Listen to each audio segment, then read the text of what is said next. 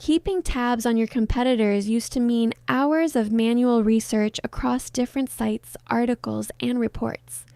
With Claude and web search turned on, you can pull a live competitor breakdown in seconds. Here's exactly how to do it. Start a new chat on Claude AI. In the lower left corner of the message box, click the plus button or the slider icon. Find web search in the menu and make sure that you toggle it on. That's it. Claude is now pulling live data from the web, not just what it already knows. Now type your prompt and be specific about what you want.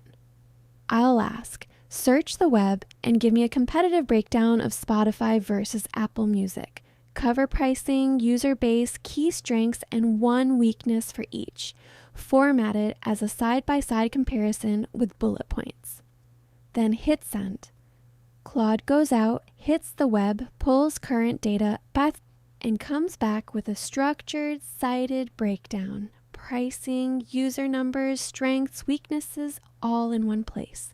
And because Claude keeps the context from your first message, you can just keep going. I'll follow up with, now summarize the top 3 strategic takeaways I should know before a meeting about Spotify's growth strategy. Then send it. 3 clean points. No searching through tabs, no copying from articles, just the insight ready for the meeting.